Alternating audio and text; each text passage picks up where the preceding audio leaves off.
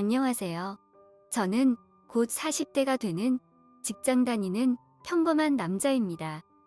저한테 가까운 형님이 한 분 계시는데요.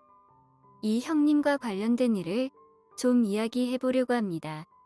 어디 가서 한 번도 얘기한 적 없는 이야기를 좀 해보려고 합니다.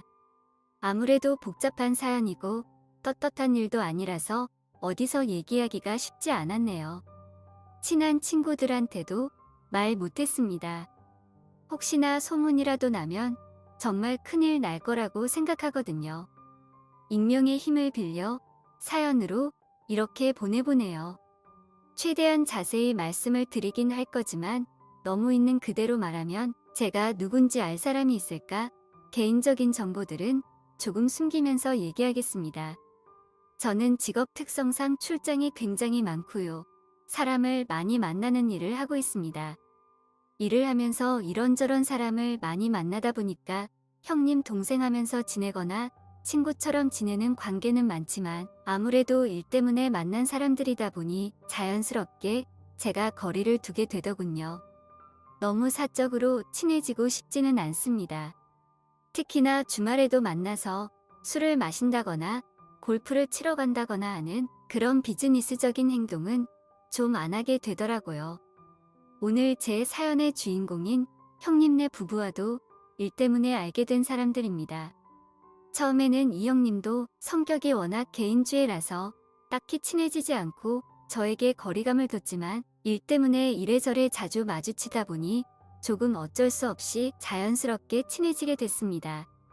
저도 성격이 워낙 서글서글한 편이다 보니까 가까워지려고 노력했죠.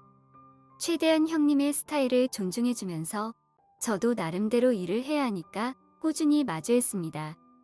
그러다 보니 이 형님과도 형님 동생 사이로 지내게 되었어요. 어느 날은 형님이 쉰다면서 댁으로 초대를 받게 되었고 형님 집에서 대낮부터 술을 마시게 되었습니다. 형님은 저를 친근한 동생으로 생각하고 대해주셨지만 저는 행여나 실수해서 진행 중인 일에 지장을 줄까봐 몰래몰래 잔을 꺾으며 술을 되도록 안 마시려고 노력하고 있었어요. 친해지기는 했지만 어쨌든 간에 저에게는 소중한 고객이고 고객과의 자리에서 취하지 않는다는 것이 제가 일하는 데 있어 원칙이기도 했으니까요. 술자리에서 일 이야기를 하려고 해도 형님은 오늘만큼은 일 말고 그냥 친한 동생으로 부른 거니까 어려운 얘기하지 말고 술이나 마시자고 하시더군요. 생각해보면 나이 들어서 모든 게 다 일이었던 것 같아요. 계속 일에치이다 시피 살았죠. 친구들과도 멀어지고 어디 가서 편하게 술 마시면서 시시콜콜한 이야기할 기회가 참 없더라고요. 이 형님도 워낙 나름대로 성공을 한 사람이라서 그런지 쉼이 필요했나 봅니다. 그러니까 일 얘기도 하지 말자고 했겠죠. 쉬엄쉬엄 쉬어가면서 살아야죠. 그러다 보니 마음속에 있는 솔직한 이야기도 많이 나누게 됐고 그런 형님의 모습에 저도 긴장을 풀고 술을 좀 더 마셔보려고 했습니다.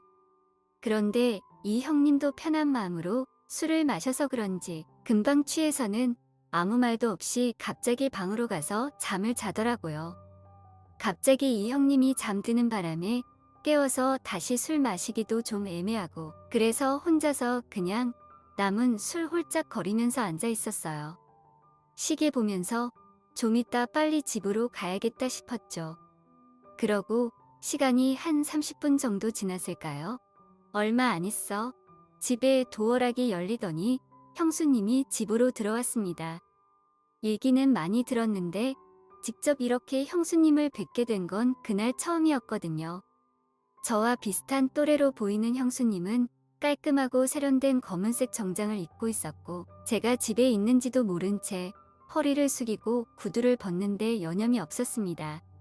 손가락을 끼워 낑낑대며 구두를 벗어 던지고는 옆으로 흘러나온 머리카락을 귀 뒤로 살짝 넘기는 모습이 미녀 배우가 나오는 광고를 보는 것 같아서 그 자리에서 형수님을 멍하니 바라보고 있었습니다.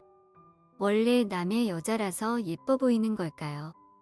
별것도 아닌 그 구두 벗는 모습이 왜 그렇게 매력적으로 보이던지 아직도 그 모습은 종종 생각하면 참 무웃합니다.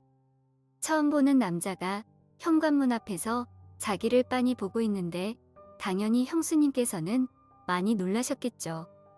오해받기 딱 좋은 상황이었습니다. 형수님은 소리를 지르며 가까이 오지 마라고 하더니 경찰에 신고를 하더군요. 저는 다급한 마음에 해명하려고 했지만 차마 해명할 틈을 주지 않았습니다. 대문은 열려 있었고 이웃 주민들도 웅성웅성하면서 모이더군요. 경찰한테는 전화 걸고 별말도 안 했는데 엄청 빨리 오더군요. 아마 그 경찰이 올 때쯤에서 형님도 잠에서 깨서 밖으로 나오더라고요. 잠에서 깬 형님 덕분에 상황은 대충 정리가 됐습니다. 저는 얼른 집으로 가야겠다 싶어서 연신 놀라게 해서 죄송하다며 인사를 한 후에 집으로 갔습니다. 그녀와 저의 첫 만남이 그렇게 강한 인상을 남겨줬지요. 뭔가 참 기억하고 싶지는 않지만 당시에 세련된 정장에 구두를 벗는 모습은 아직까지도 기억에 남을 정도로 강렬한 모습이었습니다. 상당히 매력적이었기 때문이죠. 그렇게 시간이 제법 지나고 형님 집에 한 번 더 방문해야 할 일이 생겼습니다. 계약서 한 장을 팩스로 보내주기로 했는데 지금 집에 없다고 직접 좀 가지고 가라고 하더라고요. 그래서 자기가 전화로 미리 연락해 놓을 테니 아내에게 서류를 받아라고 하시더군요. 안 그래도 저번에 경찰도 오고 그런 불미스러운 일이 있어서 조금 껄끄럽긴 했지만 이번엔 일 때문에 가는 거기도 하고 저번 일 있고 난 뒤에 형님께서 제가 누군지 충분히 설명을 했을 거라고 생각하기 때문에 그냥 당당하게 찾아갔습니다. 중요한 계약서였거든요. 초인종을 누르니 형수님이 문을 열어주셨어요. 집에 계셔서 그런지 형수님의 복장이 저번에 봤을 때랑 달리 편해 보였죠. 쇄골과 팔뚝이 다 드러나는 깊게 파인 나시와 형님 것처럼 보이는 반바지를 입고 계셨어요. 편한 옷을 입어서 그런지 그녀의 신체 특성을 더 면밀하게 파악할 수 있었습니다. 실제로 보니 굉장히 탄탄하고 굴곡진 모습이 눈에 들어왔습니다. 형수님도 그때의 일이 민망했는지 간단하게 인사만 하고 문 앞에서 고개를 돌린 채 팔만 쭉 뻗어 계약서를 건네주셨는데 제가 계약서를 받고 난 뒤 누락된 게 없는지 간단하게 확인하고 고개 숙여 인사를 드린 후 문을 닫으려는 찰나 형수님이 저를 불러 세우시더군요. 처음 봤을 때 미안했다고 남편이랑 같이 일하는 사이인데 자기가 실수한 것 같다며 시간 괜찮으면 커피나 한잔하고 가라길래 알겠다고 했습니다. 편한 복장이 민망했는지 어느새 옷으로 몸을 꽁꽁 싸매고 나오신 형수님과 차를 마시며 이런저런 이야기를 했어요. 생각과는 다르게 저를 굉장히 편하게 대해주셔서 한시름 놓았습니다. 형수님은 형님과 성격이 비슷했던 것 같아요. 시원시원한 성격이었고 저번처럼 그렇게 경계심을 가지고 저를 대하지 않으셔서 그런지 좋은 사람인 것 같더라고요. 그렇게 몇 번 더 자주 방문하고 형님과 함께 형수님도 제법 가깝게 지내게 되었습니다. 어느 날 저녁에 형님한테 전화가 왔어요. 대충 세무적인 이야기였는데요. 한국에서는 본인 사업이 과세가 너무 많다는 겁니다. 특히나 업종마다 세금이 좀 다르게 매겨지는데 본인이 하는 쪽은 세금이 굉장히 높은 편이라서 싱가폴 쪽으로 넘어가서 사업을 해보려고 준비 중이랍니다. 근데 바로 진행할 수 있는 건 아니고 사전 답사도 해야 하고 기관 쪽이랑도 여러 번 회의를 해야 한다고 하더라고요. 그래서 일단은 자기가 잘 아는 사람 중에 싱가폴에서 이와 비슷한 사업을 하고 있는 사람이 있어서 그쪽을 먼저 만나기로 했고 한국을 떠나서 바로 그 나라에서 활동을 시작할 수 없으니까 호텔에서 일주일에서 2주일 정도는 혼자서 있어야 한다고 좀 길게 다녀온다고 하더라고요. 그동안 저와 같이 해오던 일은 어떻게 될지 모르니 계속 진행하되 시간적 여유를 가져달라고 부탁했습니다. 그리고 또 자기가 없는 동안 형수님을 잘 부탁한다고 이야기해왔습니다. 저도 두 사람을 너무 좋아했기 때문에 걱정 붙들어 매라며 알겠다고 대답해줬죠. 형님은 60일 일정으로 싱가포르에 가셨는데 처음 며칠 동안은 국제 전화로 전화를 몇 통 했지만 별로 특별한 요청을 하지는 않았어요. 게다가 저도 굳이 찾지 않는데 형수님께 찾아가는 건 오지랖이라고 생각이 돼서 그러려니 하고 있었죠. 그렇게 형님이 싱가포르에 간 지 한 달쯤 되었을 때였습니다. 형님에게 전화가 와서 아내가 많이 아픈데 응급실에 데려다 줄 수 있느냐는 급한 전화가 걸려왔어요. 다행히 이 근처에서 대학병원이 그렇게 멀지 않았기 때문에 새벽이었지만 형님의 부탁에 형수님을 대학병원 응급실로 모시고 갔습니다. 병원에서 밤을 새운 뒤 집에 가도 좋다는 의사 선생님의 말씀을 듣고 형수님을 모시고 다시 댁으로 돌아왔습니다. 안 그래도 요즘에는 조금만 아파도 걱정이 많이 되는데 단순한 몸살이었다는 형수님을 모시고 들어가 침대에 눕혀드렸습니다. 저도 너무 피곤한 나머지 붉게 잠든 형수님의 모습을 확인하고 소파에 누워 잠깐 눈을 붙였는데 눈을 뜨고 일어나보니 깜깜한 밤이었어요. 달그락거리는 소리에 잠이 섞이니 형수님이 먼저 음식을 하고 계셨어요. 이제 좀 괜찮으시냐고 물어보는데 덕분에 살았다고 피곤해 보여서 깨우지 않았다고 하시며 혼자 먹기 직접하니 같이 저녁 먹고 가라고 하는 말에 알겠다고 대답했습니다.